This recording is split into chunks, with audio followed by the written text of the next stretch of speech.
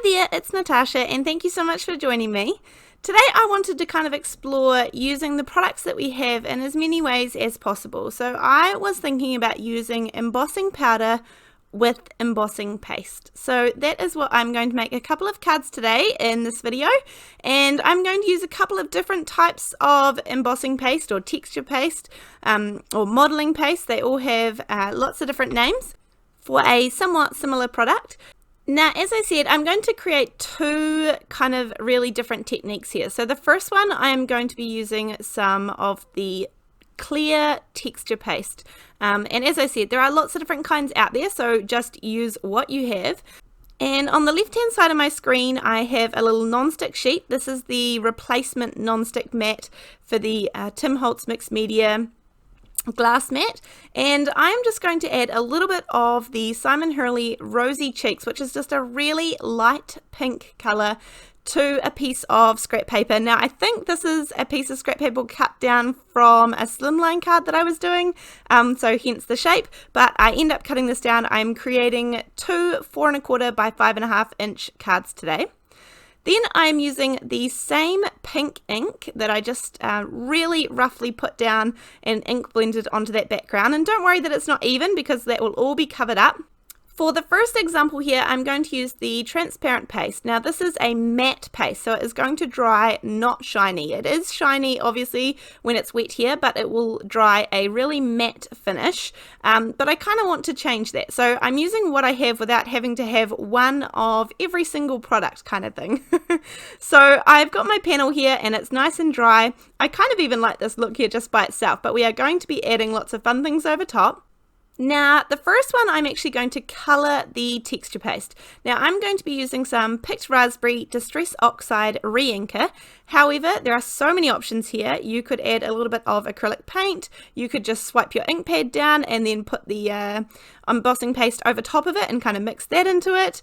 Lots of different options about how you can colour embossing paste, that's for sure. Then I'm going to pop down my stencil here, and then I'm going to hold that down just with a little bit of the scrapbook.com mint tape. This is my absolute favourite tape. I've talked about this a bit recently and posted about it on my Facebook page. I did so much research on low-tack tapes and I bought so many of them, and this is my favourite by far. So this is the one that is my go-to. Now I just mixed up some of the paste and that Oxide Reinker. Then I have spread a nice even layer over top of my stencil, and you can see why I wanted that rosy cheeks in the background. I just didn't want it to be quite as stark white. Now this is some Ranger Clear embossing powder. Now I always advise for you guys to get the super fine detail embossing powders, because that way you are able to use them for sentiments and really fine detail, and it doesn't get all kind of smudged and squished and the letters all blur together. But you can also use it for techniques and everything, and it works perfectly fine as well. So if you're only going to get one, then my advice would be the super fine detail versions of the embossing powders. Now all I'm doing is heat setting this exactly the same like I would normal embossing powder. Now the glue underneath is still wet, so you kind of do end up getting a little bit of a textured top to it, because I guess I'm holding the heat gun quite close to the glue, and so that is reacting as well. But I really like that, because as you can see here when I shine it, it creates that extra layer of texture, which I love. So this is kind of option number one, with adding embossing powder over top of embossing paste. Here is option number two. So just for this one, I'm using some light and fluffy modeling paste, which is just a white, and it will dry white embossing paste. And I'm just going to add a really nice layer over top of the stencil as is.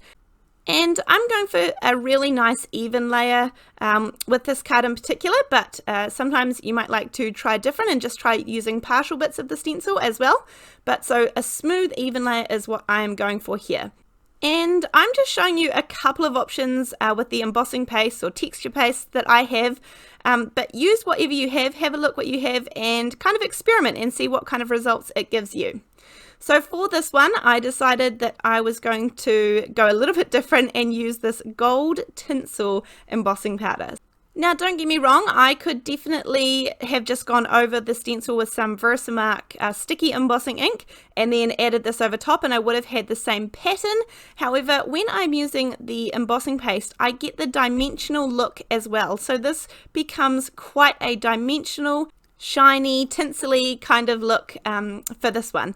Again, there are products out there, there are embossing paste and texture paste and things that create a similar look. Don't get me wrong, I'm not trying to claim that this is a brand new technique or anything, but this is just using what you have. So instead of buying the particular embossing paste, you might have these things separately or embossing powders, and you can just play around with what you have. That's what I'm doing in this video. I'm just having fun creating using the things that I have.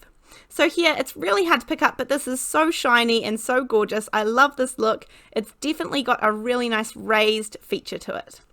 Now, to go on top, I have these die cut sticker shapes here. There are 50 or so in this envelope, and I kind of just store them in this little envelope. Here are some of them, and some of them are also phrases and words and things, which I'm going to use today as well. But other than that, these are basically vellum stickers. So they are really fun and a really nice kind of quick way to add to your cards if you don't have all that time to stamp out them and color them and things like that, the images that you might want to use. So basically just another option, but you could do either for decorating these. Now, I went through and picked out some, and these are the ones that I'm going to use on today's card. So I was looking for kind of the blues and greens, maybe just to give it a little bit of color. And these ones are going to go on top of the gold card. So I liked the kind of blues and the gold together. Now, the gold panel there is 4 by 5¼ inches, and as I said at the beginning, these are going on a 4¼ by 5½ inch card base. I am going to add some liquid glue and then lie these down flat and press them down so that they are all nice and set in place. And then all I need to do is add my bits and pieces on top. Now, this is so sparkly and it's kind of hard to catch all of the dimension. But anyhow, for the sentiment, I'm going to use this little die set here from Alina Crafts, and I really like that hello. So it's just the hello cutout, and then it has the shadow behind it as well. So I cut out the actual word in black cardstock, and I put some stickered adhesive, which is just a double-sided adhesive on the back, and that just made it really easy for adhering these down. But you could definitely use some liquid glue or something like that. And I chose to make the shadow vellum just so that it would stand off that page a little bit more, because the gold is, I guess, quite a busy kind of background. Now, as I said, I picked out the little sentiment that says, "You're the best." I've added a little bit of foam tape on the back, and that will go just underneath it. Now, I always say with everything we get, with stamps, with die cuts, with stickers, make them your own. When we buy craft products and things, I really want to get value for money, and that often means using these bits and pieces that we buy in as many different ways as possible. So that does involve sometimes cutting them up and kind of changing whatever they need to be. So you can see I just cut out a couple of different flowers and made them work for my project. I'm adding a little bit of liquid glue on the back of the main sentiment, and I'm going to put an acrylic block there just to help it sort of set in place. I am popping some foam squares on the back of these. Now remember, these are actually vellum stickers. Now I'm not taking the backing off these, and it is very secure and is not going to go anywhere, so I was definitely sure about that. And I'll just pop that little sub sentiment right there underneath, and that is a very simple card today. I really like the look of this, nothing too crazy, but I had heaps of fun creating it. So that is card number 1, and as I said, it is kind of hard to show you the dimension, but I will move on to card number 2, and you might be able to see it a little bit better with this one. And just remember, the higher that you make the embossing paste through your stencil, the thicker you make that paste, then the higher your dimension is going to be. So you can really choose how much dimension you want on your card. Now, as I said, this was a large panel I think I used for a slimline card, and so I'm just cutting this down.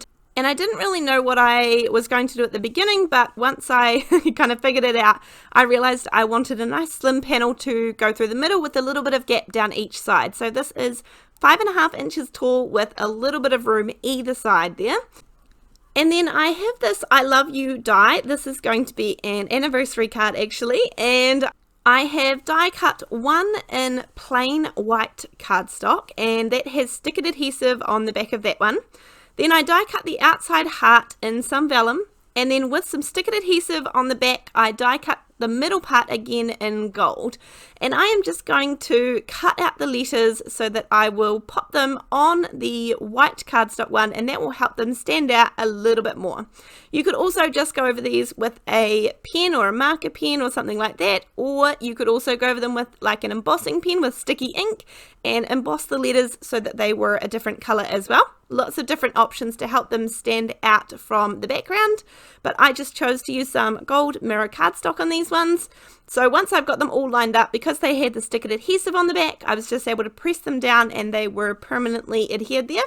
And then same with the back here, I can just pull off the release paper and I'm able to stick it down onto that vellum background. The only reason that I am including the vellum is because, again, the hearts background that we created with the embossing powder over embossing paste is quite busy. So I'm just helping it stand out that little extra bit more. Now, because I used some gold mirror cardstock there in the center, I am going to add a couple of little strips down either side of my pink panel here in the middle. And I kind of just like doing this because it brings the card together a little bit and kind of brings the features from the background into the card focal point as well. So I've just got a little bit of adhesive on the back of these and I'm just going to run it right up the sides. I did just want to say quickly, sorry about my voice there guys, I'm still fighting this cold and still trying to get rid of it. But if you are making some cards using this technique with the embossing powder over the embossing paste, I would super love to see them. My Facebook page is a great way that you can show me those and post them into our group. We have an absolutely amazing supportive group of people there. I am so lucky and I appreciate it so much. I will leave a link to that down in the description box below. If you could hit the subscribe button and the little notification bell, that would help heaps. I know that lots of people have been struggling now that YouTube aren't sending out emails. So I appreciate all the support from everybody. Thank you so much for watching today. I hope that you enjoyed watching this technique. And these are my 2 finished cards for today. Thanks so much and I'll see you in the next video. Bye!